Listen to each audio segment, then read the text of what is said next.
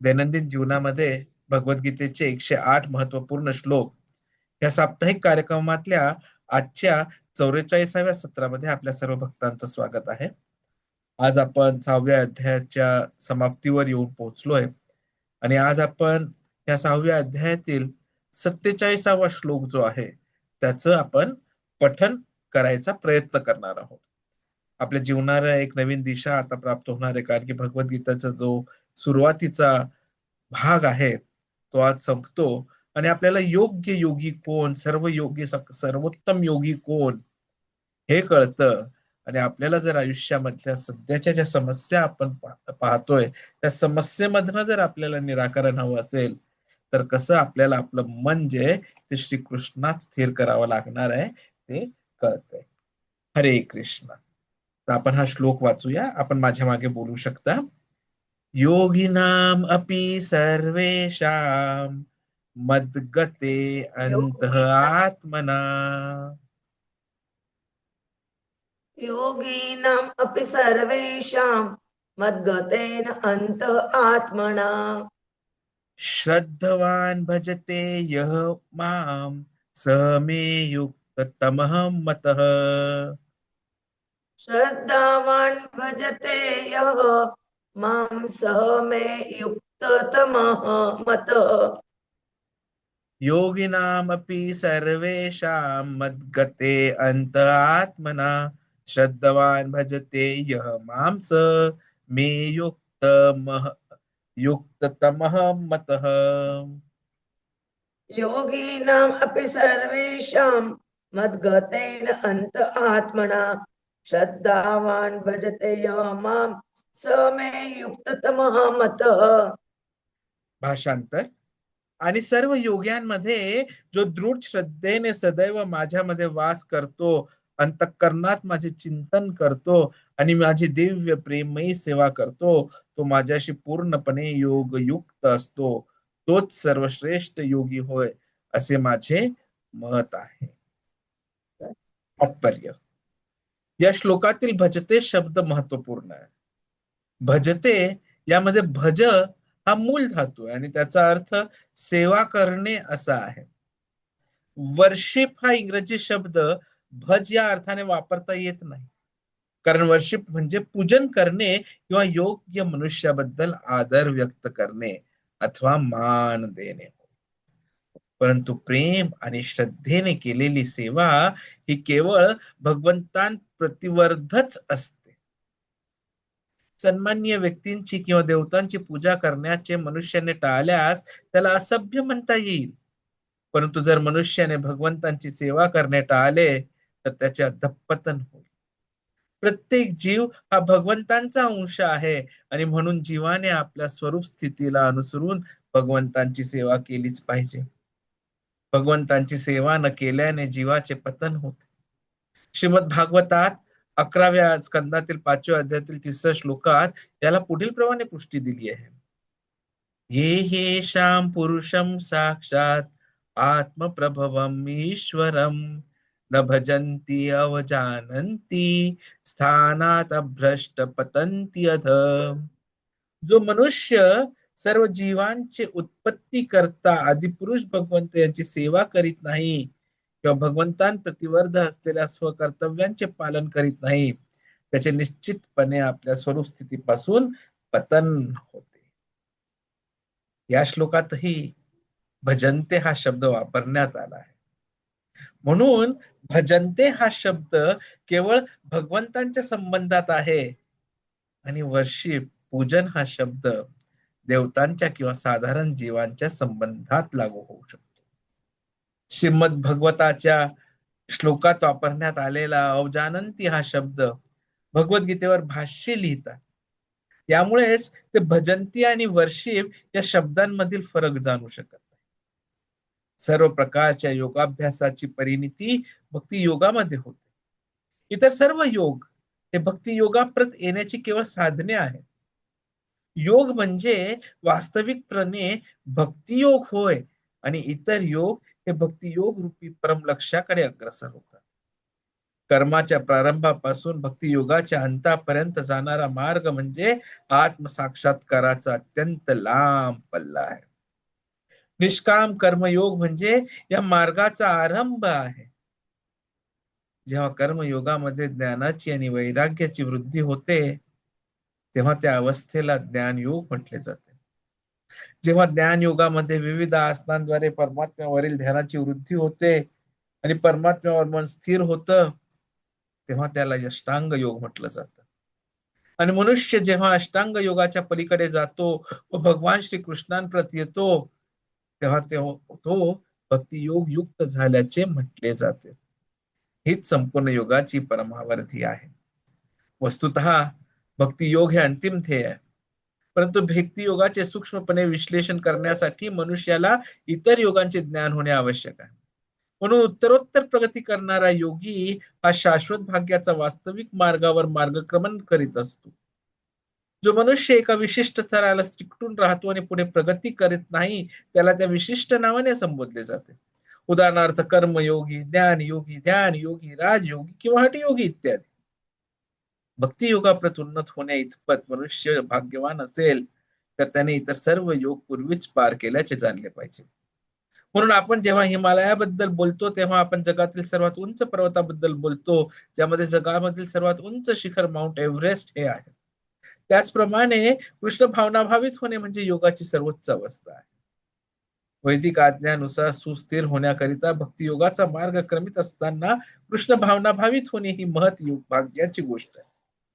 आदर्श योगी हा आपले ध्यान श्री कृष्णांवर केंद्रित करतो. श्रीकृष्ण हे श्यामसुंदर म्हणून जाणले जातात. मेघाप्रमाणे त्यांचा सुंदर नीलवर्ण आहे. त्यांचे मुख कमल सूर्याप्रमाणे तेजस्वी आहे. त्यांचे वस्त्र रत्नांप्रमाणेच तेजस्वी आहे आणि त्यांनी सुंदर पुष्पमाला धारण केली आहे. सर्व दश दिशा प्रकाशमान करणारे त्यांचे झळझळीत तेज ब्रह्मज्योती म्हणून जाणले जाते.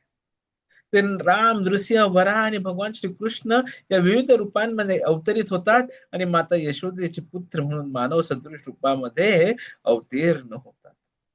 त्यांना कृष्ण, गोविंद आणि वासुदेव म्हणून ओळखले जाते. ते परिपूर्ण बालक, पती, सखा व स्वामी आहेत आणि ते समस्त ऐश्वर्य आणि दिव्य गुणांनी परिपूर्ण आहेत. ज्या मनुष्याला भगवंतांच्या या सर्व गुणांची पूर्ण जाणीव असते त्याला सर्वश्रेष्ठ योगी म्हटले जाते. सर्व वेदांमध्ये सांगितल्याप्रमाणे योगामधील परमसिद्धी ही केवळ भक्ती योगाद्वारेच प्राप्त करता येते. यस्य देवे परा भक्ती यथा देवे तथा गुरो तस्येते कथिता हि अर्था प्रकाशन्ते महात्मनः. ज्या महात्मांना भगवंतांनी आध्यात्मिक गुरु दोहोंवर श्रद्धा आहे किंवा त्यांनाच वेदांच्या तात्पर्यांचा आपोआप उलगडा होतो. श्वेताश्वेतर उपनिषद 6व्या अध्यायातील 23वा श्लोक. भक्ति अस्य भजनम तद इहम उत्तरपाधिनहि अस्य एनम अमुष्मीनः मनः कल्पनम एतत् एव नैष्कर्म्यम. या किंवा पुढील जन्मामध्ये भौतिक लाभाची इच्छा न ठेवता केलेली भगवंतांची सेवा म्हणजे भक्ती होय. अशा कामनांपासून रहित होऊन मनुष्याने आपले मन पूर्णपणे भगवंतांमध्ये रममान केले पाहिजे. हाच नैष्कर्म्याचा उद्देश आहे. गोपाल तपनी उपनिषद 1.15. योगाची परमसिद्धी भक्ती किंवा कृष्ण भावनेच्या आचरणाकरिता ही काही साधने आहेत. या प्रकारे भगवद्गीतेचा ज्ञानयोग या 6व्या अध्यायावरील भक्तिवेदांत भाष्य संपन्न. ओम अज्ञानतिमिरान्धस्य ज्ञानाञ्जनशलाकया चक्षुरुन्मीलितं येन तस्मै श्री गुरवे नमः. श्री चैतन्य मनोभीष्टं स्थापितमेन भूतले स्वयं रूप कदा मह्यं ददाति वन्देऽहं श्रीगुरुं श्रीयुतापदकमलं श्रीगुरून् वैष्णवांश्च श्रीरूपं साग्रजातं सहगण रघुनाथान्वितं तं सजीवं साद्वैतं सावधूतं परिजनसहितं कृष्णचैतन्यदेवं श्रीराधा कृष्णपदान् सहगण ललिता श्रीविशाखान्वितांश्च नमो ओम नमो विष्णुपदाय कृष्णपृष्ठाय भूतले श्रीमते भक्तिवेदांत स्वामी निति नामिने नमस्ते सरस्वती देवे गौरवाणी प्रचारिणे निर्विशेषा शून्यवादी पाश्चात्य देश तारिणे नमो ओम विष्णुपदाय कृष्णपृष्ठाय भूतले श्रीमते श्रीमते राधानाथ स्वामी निति नामिने वाञ्छाकल्पतरुभ्यश्च कृपा सिन्धुभ्यैव च पतितानां पावनेभ्यो वैष्णवेभ्यो नमो नमः। जय श्री कृष्ण चैतन्य प्रभु नित्यानंद श्री अद्वैत गदाधर श्रीवासादि गौर भक्तवृंद। हरे कृष्ण कृष्ण कृष्ण हरे हरे, हरे राम राम राम हरे हरे, हरे कृष्ण कृष्ण कृष्ण हरे हरे, हरे राम राम राम हरे हरे, हरे कृष्ण कृष्ण कृष्ण हरे हरे, हरे राम राम राम हरे हरे, हरे कृष्ण। हरे कृष्ण. तर आपण हा खूप महत्वाचा जो श्लोक आहे त्या श्लोकावर आता पोहोचलो आहोत. आणि खरं पाहायला गेलं तर हा 46 आणि 27 दोघं श्लोक मिळून एकच भाग आपला बनतोय, 6वा भाग ह्या अध्यायाचा. ज्या श्लोकांमध्ये श्रीकृष्ण योगाचा परमोच्च निष्कर्ष सांगतात. आणि आजच्या श्लोकाचा जर आपण विचार केला तर मुख्य विषय असा होतो की सर्व योगींमध्ये जो भक्तिभावाने श्रीकृष्णाची सेवा करतो तोच सर्वोच्च योगी आहे. तर मुख्य संदेश काय? योगिनामपि सर्वेषां, सर्व प्रकारांच्या योगींमध्ये जो योगी आपले मन कृष्णात स्थिर ठेवतो, श्रद्धेने त्यांची उपासना करतो, त्यांची सेवा करतो, तोच काय आहे? युक्ततमः, सर्वात श्रेष्ठ योगी. या श्लोकामध्ये ना खूप महत्वाचे काही शब्द येतात.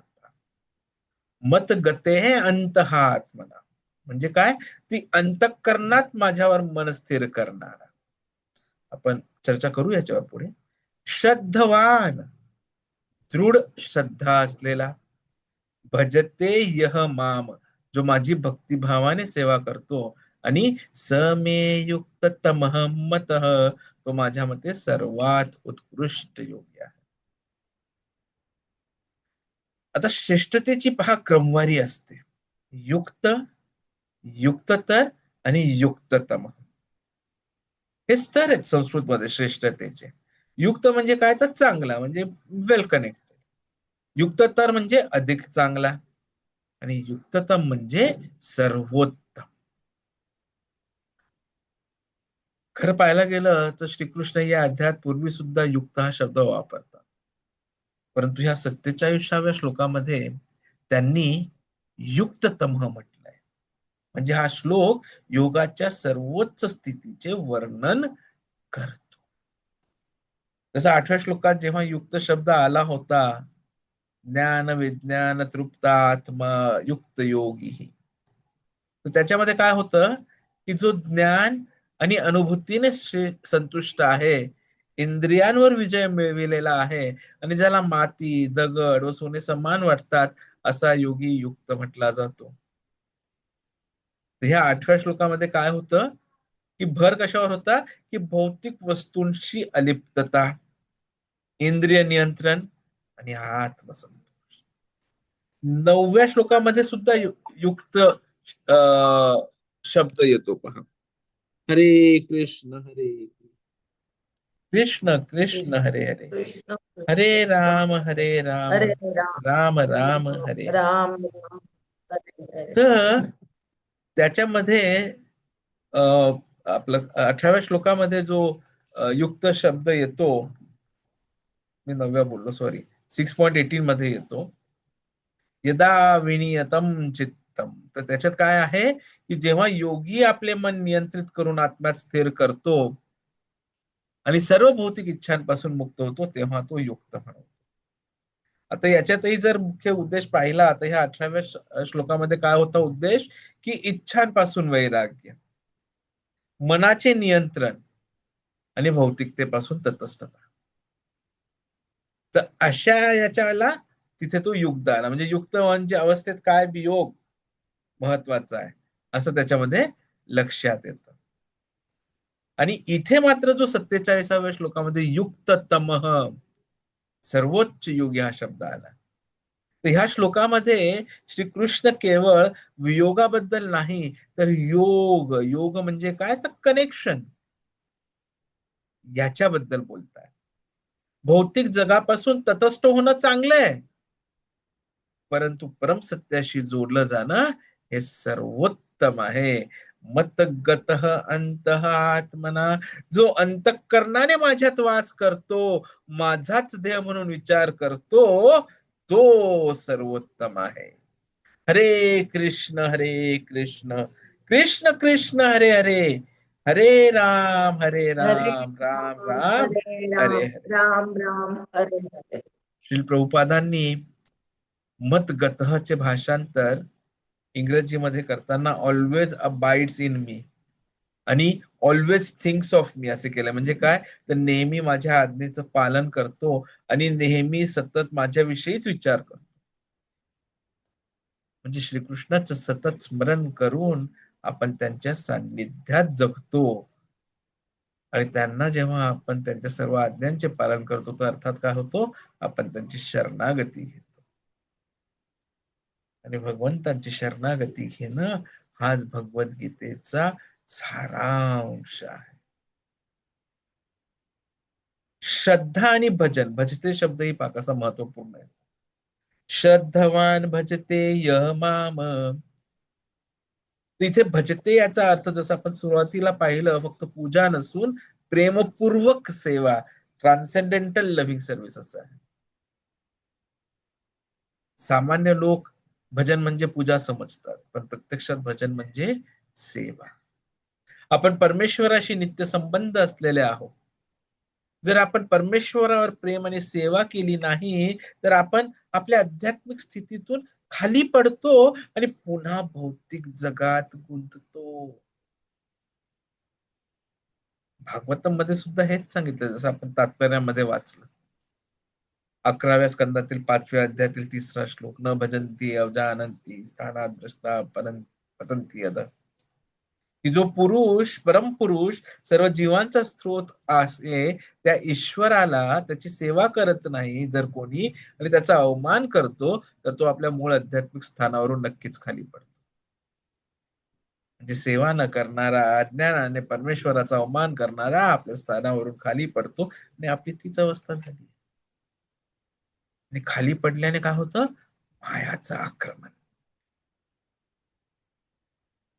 गोपालजी सांगतात की बाबा मायापासून सांभाळून राहा, आणि मायावादापासून तर अजून जास्त.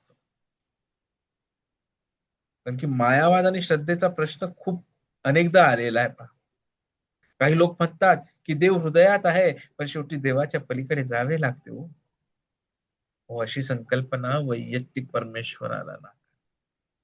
श्रीकृष्ण प्रश्न सांगतात, श्रद्धा असावी की हृदयात स्थित असलेला परमेश्वर हाच अंतिम सत्य आहे, आणि तोच माझ्या सेवा, शरणागती व भक्तीचा विषय आहे.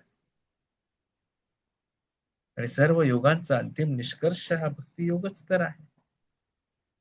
श्रील प्रभुपाद स्पष्ट करतात, सर्व योग पद्धतींचा अंतिम निष्कर्ष भक्ती योगच आहे. याला समजवण्यासाठी प्रभुपादजी एक रूपक घेतात. पण एकदा त्यांच्या संभाषणांमध्ये, एखाद्या इमारतीचे 4 मजले आहेत समजा, तर एक एक मजला जातो आपण कधी पण चढताना, बरोबर आहे. परंतु जेव्हा आपण अंतिम मजल्यावर चढतो आणि तिथनं आपल्याला जो आनंद प्राप्त होतो, तिथे जी आपल्याला हवा मिळते, तिथे जे आपल्याला ऊर्जा मिळते, तिथे जी आपल्याला उजेड मिळतो, तो खूपच चांगला असतो. तर प्रभुपादजी सांगतात की जसे इमारतीचे 4 मजले आहेत ना, तसेच हे आहे. पहिला आहे कर्मकांड.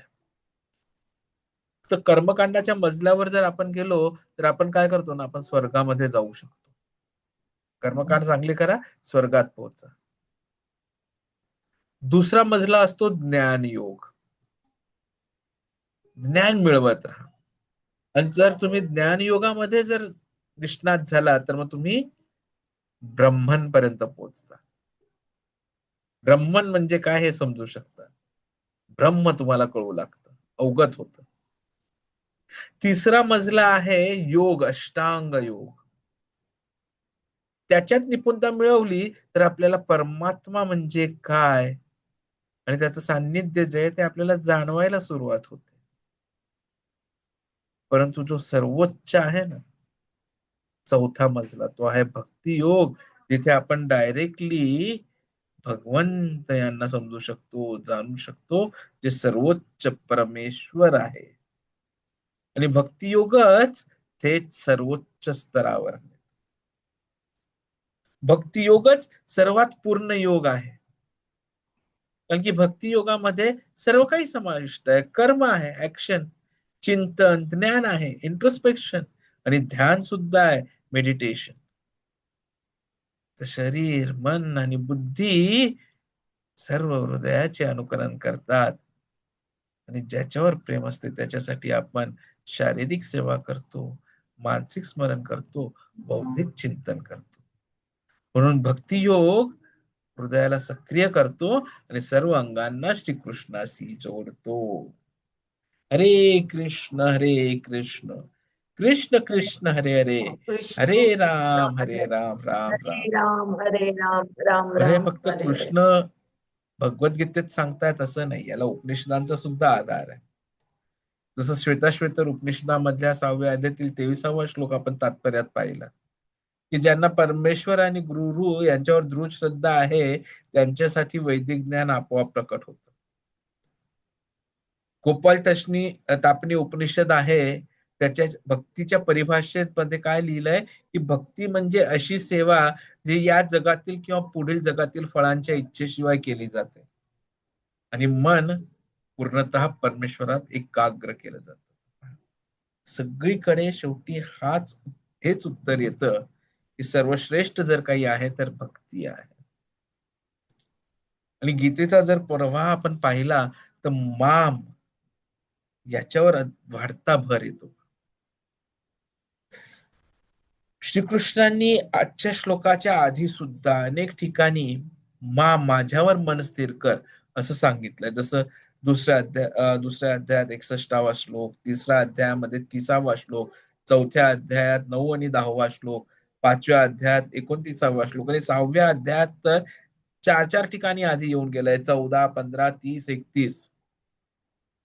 परंतु या 47व्या मध्ये प्रथमच ते अत्यंत ठामपणे सांगतात, जो माझा विचार करतो, माझ्यात वास करतो, श्रद्धेने माझी सेवा करतो, तोच सर्वात श्रेष्ठ योगी. आणि म्हणूनच आपल्याला कळतं की अरे आता जे संभाषण होणार आहे त्याच्यामध्ये आता परिवर्तन येत आहे.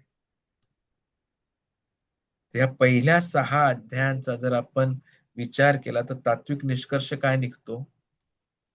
अर्जुनाचा प्रारंभीचा विचार होता कर्म करावे की संन्यास घ्यावा.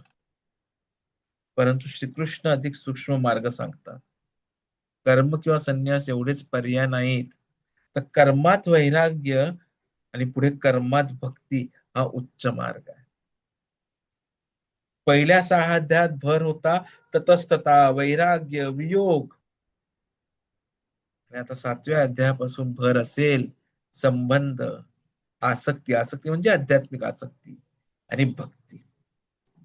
तर तटस्थता, वैराग्य, वियोग यापेक्षा श्रेष्ठ काय आहे, तर भगवंतांशी संबंध, आसक्ती आणि भक्ती. आणि ते आता पुढच्या अध्यायापासून सुरू होईल. त्यासाठी आपल्याला पुढच्या सप्ताहामध्ये परत भेटावं लागेल.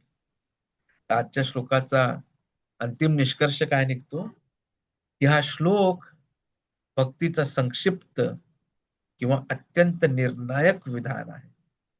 जो श्रद्धेने श्रीकृष्णाचा विचार करतो, त्यांच्यात वास करतो आणि प्रेमपूर्वक सेवा करतो, तोच सर्व योगींमध्ये सर्वोच्च युक्ततम योगी आहे.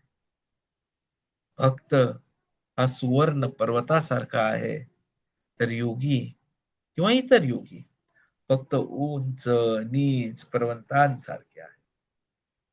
आता निर्णय आपल्यावर आहे की आपल्याला काय करायचं. उच्चतम पर्वताकडे जाऊन भगवंतांना प्राप्त करायचं की आता जसं आयुष्य जगतोय तसं आयुष्य जगत मान अपमान वियोग अहंकार दुःख यांच्यामध्ये झपटून राहायचं. जर आपल्याला उच्च मार्गावर मार्गक्रमण करायचं असेल तर भक्ती स्वीकारावी लागेल. आणि भक्ती म्हणजे काय, तर जसं भगवंत म्हणतात भक्तीमध्ये काय करायचंय, मन मना भव मत भक्तो मत याजी माम नमस्कुरु. भक्तीमध्ये चारच गोष्टी करायच्या. भगवंतांचं स्मरण करा, भगवंतांचे पूजन करा, भगवंतांना शरण जा, भगवंतांना सर्व काही अर्पण करा. आणि जेव्हा भगवंत आपल्या प्रत्येक कार्याचं केंद्रबिंदू ठरतील तेव्हा आपोआपच आपण साधारण न राहता आपण सुद्धा एक योगी बनू. आणि ज्या दिवशी आपण भक्ती योगी बनू त्या दिवशी आपलं मन सदैव कृष्णाच्या सान्निध्यात राहील. आपल्याला स्मरण केवळ कृष्णांचं राहील. आणि जेव्हा कृष्णांचं स्मरण असतं तिथे दुःखाचा लवलेशही नसतो. कारण की कृष्ण काय आहेत, ते आहेत सच्चित आनंदाचे स्त्रोत. हरे कृष्ण. दंडवत.